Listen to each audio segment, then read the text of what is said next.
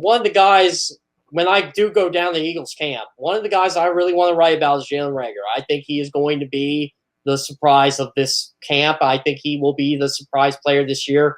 Barrett Brooks is high on him. I'm high on him. I think he lives up to his potential this year. All right.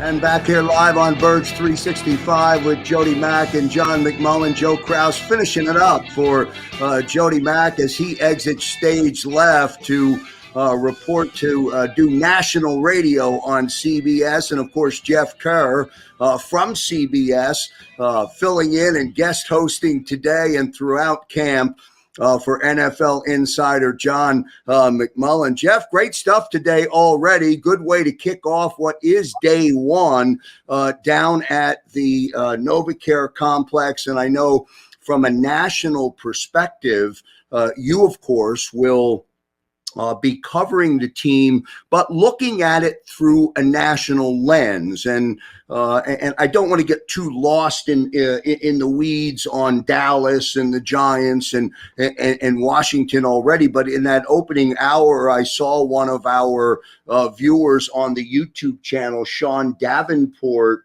wrote in the chat, hey, Dallas, it's always their year. The Giants, they don't have a quarterback. Washington has no offense. This could be a good season for the Birds. Now, I'll let you respond and react to that. Candidly, I have no idea.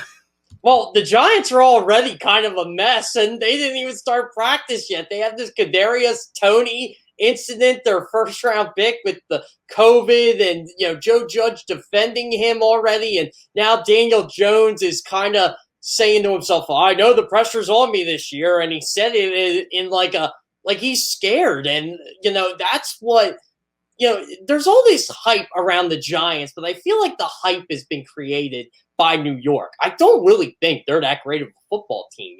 They feel they were jobbed of the NFC East last year because the Eagles decided to play the game right and play for a better draft pick because they were out of it last year, and it ended up working for them because they ended up trading back, then leapfrogging the Giants eventually and stockpiling assets and getting Devonta Smith, who the Giants wanted in the first place, and the Giants had to pivot, and they got stuck with Kadarius Toney.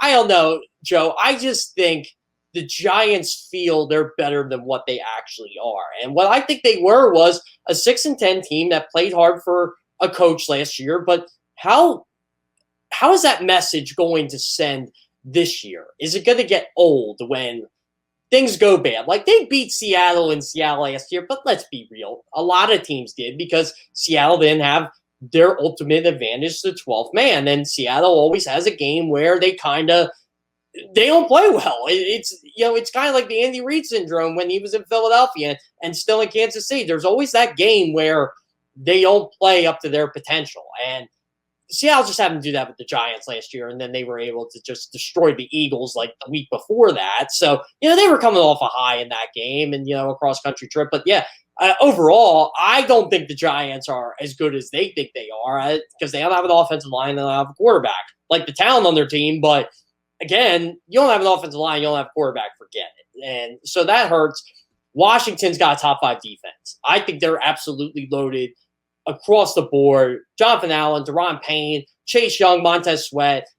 Losing Ryan Kerrigan hurts. I'm glad he's in Philadelphia, but they're still really good. And this Curtis Samuel injury worries me a bit with them because Ron Rivera tried to downplay it as much as he could, and he starts on the PUP list. Now you're hearing he may not be available for week 1. That was a big signing for them, and that's going to hurt the passing game a bit. I've been on record saying if Ryan Fitzpatrick can make them a top 15 offense, they're going to win the division, but they got to worry about getting vaccinated right now, which, again, the coach made his plea. He's immune deficient. Like if you can't do this for your coach, how are you going to win football games? If you don't care about your coach, you got a problem there, no matter how good he is. And Dallas, he's right. Every year is Dallas's year. I feel like Dallas, though, they've been under the radar, but of course, Hard Knocks is coming. So there's going to be drama there, obviously. And the Eagles, we're not hearing any of that drama. Our drama is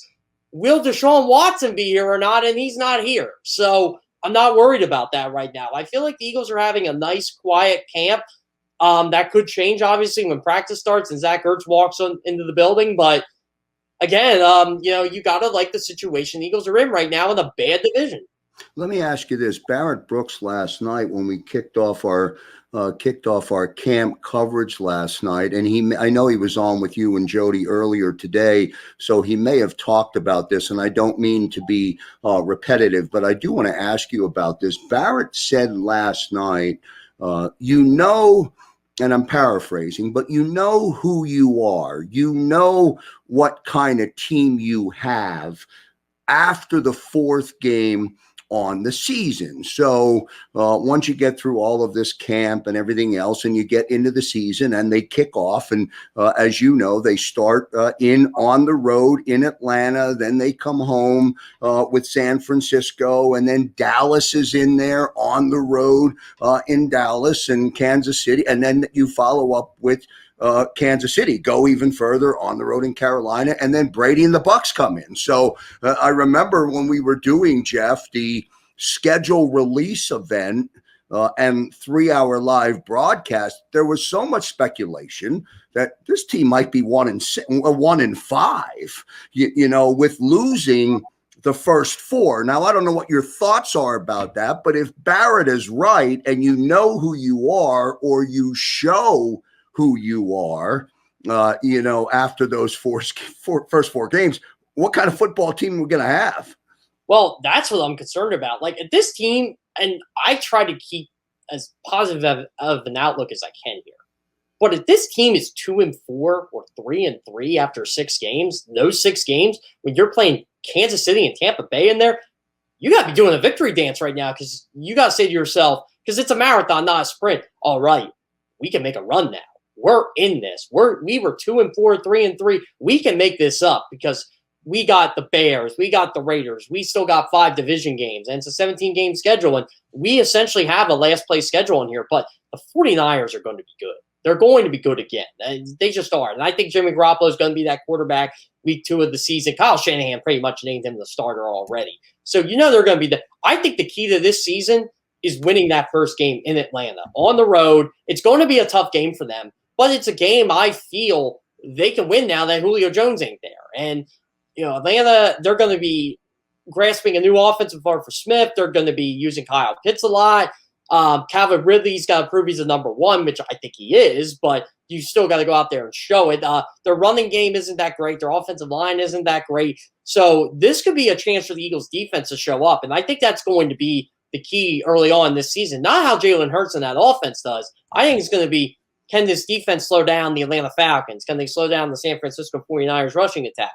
Can they stop Dak Prescott and that trio of receivers? Can they stop Tom Brady? Can they stop Patrick Mahomes? And I mean, you don't have to stop them, but you have to keep yourself in the game. So if this team can find a way to go 2-4, 3-3, I think they're going to be in business. But there is a really legitimate possibility they could walk out of this 1-5, and people are going to be wondering, so when's the Sixers start? John McMullen, of course, will cover and provide daily camp coverage for us here across the JAKIB Media YouTube channel. Bookmark 8 p.m. Every evening for our in-camp recap with John McMullen on Football 24/7. We'll have that right here on the JAKIB Media YouTube channel. Jeff, let me ask you, let me stay on that for one last thought from you.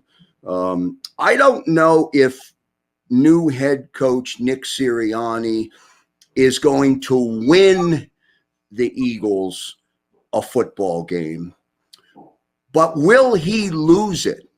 Will he lose them a game because of the newness, because of the inconsistency, because of never being in that spot before? I think that's a legitimate question. I think it is too, and it was a question I asked when Doug Pearson was here his first year.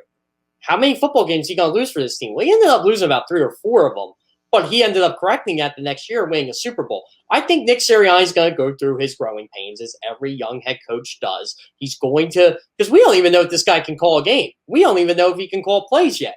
But we do know he's going to be innovative, and I think he's going to take his risk and try to make his mark on the NFL. And the Colts were a really good third down team last year with Phillip Rivers as their quarterback. So now he's got a more athletic quarterback there. I'm curious to see what he does on like 3rd and 5s and 3rd and 6s, the 3rd and intermediates. I'm curious to see if he goes for it on 4th down or if he relies on the kicker and plays conservative. Will his aggressiveness at times cost the Eagles? Will he make that call where why was this player in the game in this situation, or why didn't you throw there, or why didn't you run there? He's going to get slammed by the Philly media, and I think he's smart enough to handle that after that initial press conference. I think he's a guy that when you bring football to the table, he's going to be at his very best. If you ask him conversations about his family, I don't think he'll be as endearing as you will. So I think he'll be okay with that and handling the media, but he's going to make his mistakes his first year. Really what we're going to find out about Nick Sirianni is how's he going to be from year 1 to year 2 or year 2 to year 3, assuming he gets a second year, because I think he will. I don't think this is going to be a Super Bowl or bust year. Like if this team ends up winning 3 or 4 games, I don't think he's going to get fired per se. I'll say that. If this team wins 1 game, would he still be the head coach the following season? I'd probably be on the punching the table to fire him, but I don't know. I think he would get another year. I think he would get at least 2 years. There is some talk nationally based on the fact that the Eagles do have a good offensive line, that they're going to be okay offensively, or Jalen at least is going to have time, assuming he can be patient and let the routes develop. That's going to help this team from an offensive standpoint. The fact that they have a top 5 or top 7, top 8 offensive line in the league. Your thoughts about that? Well, yeah, and that's the thing. I think people are kind of forgetting nationally about how good the Eagles' offensive line really is. Like, they forget Brandon Brooks did not play last year. He was out. And Nate Herbig learned a lot last year. I thought Nate Herbig could actually compete for a starting job on this offensive line, but he's no Brandon Brooks. He just isn't. And Lane Johnson was battling that high ankle sprain all year. I know that was affecting him. And that affected the right side of the offensive line. Jason Kelce was basically playing with rookies and inexperienced players last year and still played at an all-pro level. Gave up a lot of pressures, but that's expected when you're playing with young guys because you're getting credited for stuff that you probably shouldn't be getting credited for in terms of the negative numbers. And you didn't know who your left tackle was. You thought it was going to be Jason Peters again, which was a mistake bringing him back, even though I love Jason Peters. That was a mistake and ended up being a mistake for this football team. But you found out what you had in Jordan Mailata, and he showed glimpses of the potential he has. And I think people underestimate how much progress Jordan Mailata made last year. And you got Andre Dillard coming back. So you got depth at tackle there with Jack Driscoll too. Like the Eagles' second string offensive line could probably start on about 10 football teams this year just based on their experience and what they learned last year. Because there are a lot of bad offensive lines in the National Football League. And when I saw Pro Football Focus rank the Eagles, I think it was 8th or 9th, I'm like, ooh, that's a little bit low. I think they're actually better than that. But I think it's something that this offensive line is going to prove this year. I really feel there's still a top 5 offensive line in this league. Let me get two last thoughts before we run out of time here at the top of the hour. We know, of course, or we expect Devontae Smith. He's going to be Devontae Smith. The stars always, pardon the pun, but the stars always going to be around him when he's on the field. Jalen Reagor, Greg Ward, Travis Fulgham, are you worried about that if you're an opposing team coming into the season? I would worry about Jalen Reagor figuring it out. And will he though? I don't know. Yeah, displaying the speed in the Big 12 because Devontae Smith's obviously going to be the focal point. But if you have that number 2 that steps up among those 3, I don't think Greg Ward's going to do it. But Jalen Reagor has the potential to do that, to show that first-round speed and why the Eagles drafted him over Brandon Ayuk and the T. Higgins and all these receivers that ended up producing a lot more than Jalen Reagor did his first year, you're going to be worried a bit. And because I think the quarterback can get them the football and create some big plays. Travis Fulgham, you know what he can provide when he's at his best, and you know what he can provide when he's at his worst. you got to find that happy medium in there, and he can become a reliable possession receiver for them. So overall, I think the potential with those two makes them dangerous. But if none of them show up, it's the Devonta Smith show, and then that's all you're worried about, and that's all you're going to try to stop. That's why I feel it's important for this football team. Zach Ertz needs to be here. Jeff, what do you see as the role of Joe Flacco? He won a Super Bowl. I know, and it may have just been player speak when they signed Joe Flacco. I vaguely remember him referencing that he's here to compete. I know new head coach Nick Sirianni has said all positions are wide open. This is a competition for your starting job, but that's not realistic from a QB standpoint. Jalen Hurts is the starting quarterback, right? Yeah, that's just hearsay from Joe Flacco. I say this as someone who plays competitive basketball still to this day. I'm a backup player. I'm a shooter. I would love to be a starter, and I compete for that starting job, but I know my role on this team. Joe Flacco knows his role. He is supposed to be a veteran backup to Jalen Hurts, who is supposed to be ready in case anything happens to Jalen Hurts. And Joe Flacco has to watch himself too, because Nick Mullins is no slouch either. Nick Mullins could theoretically take that number 2 job from him. So yes, there is competition, but Joe Flacco's role is to mentor Jalen Hurts, to get him ready for whatever he needs while still competing for that starter's job, because I think that's where you perform at the highest level when you're trying to compete for that number 1 job. So he's got to worry about that. He's got to worry about Nick Mullins. But at the end of the day, Joe Flacco knows his role on this football team. And really, if something would happen to Jalen Hurts, he has to be ready to step in there and run this offense. So that's his role. But I didn't mind him saying, I'm here to be the starting quarterback, because you got to have that mentality, or else why are you doing this? I want to get one last thought from you from the defensive side of the ball for this team. Darius Slay picked up some help a few days, 72 hours ago, when the Eagles signed Steven Nelson. The consensus being now Darius Slay will now be better. Darius Slay's a great player. He will be able to look like a great player on the field because of Steven Nelson. Your thought? Yeah, well, Steven Nelson is no Michael Jacquet. And Michael Jacquet, the agent, will probably be upset because I said that, because I criticized Michael Jacquet enough last year. But Steven Nelson is a really good football player. He's not, he's not a star. He's not Xavier Howard. He's not that level.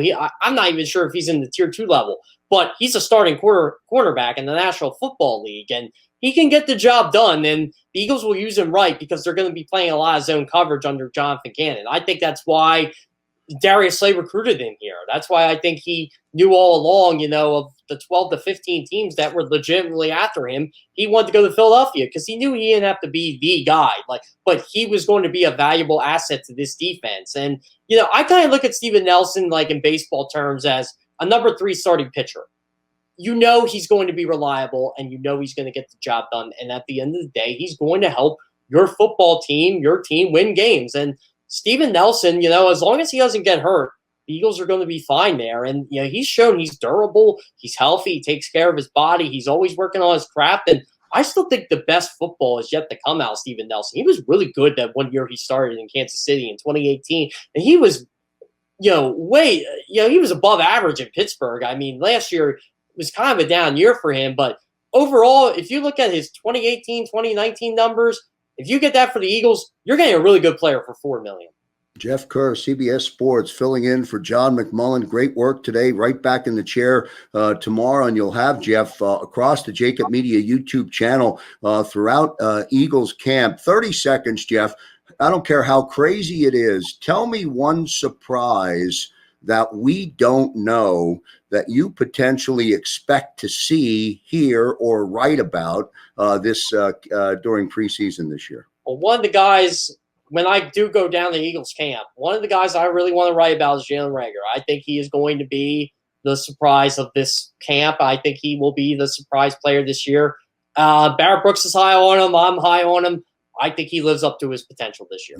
All right, great stuff. Don't forget, everybody, set your clock for 8 p.m. tonight and nightly. John McMullen Inside Birds Camp on NFL 24/7 right here across the JAKIB Media YouTube channel. Jeff, so glad you jumped on board as part of the JAKIB Media Network. We'll see you tomorrow morning on with Jody Mack, and we'll watch you throughout camp all during Eagles camp. Thank you, sir. Yeah, thanks for having me on, Joe. I'm beyond excited to get this opportunity. I can't wait for tomorrow. All right, good stuff with Jeff Kerr. I want to thank everybody for tuning in to the JAKIB Media YouTube channel. Until next time, go Birds. If you missed any show on the JAKIB Media channel, listen to the podcast on your way home. Available on YouTube, Apple, and Spotify.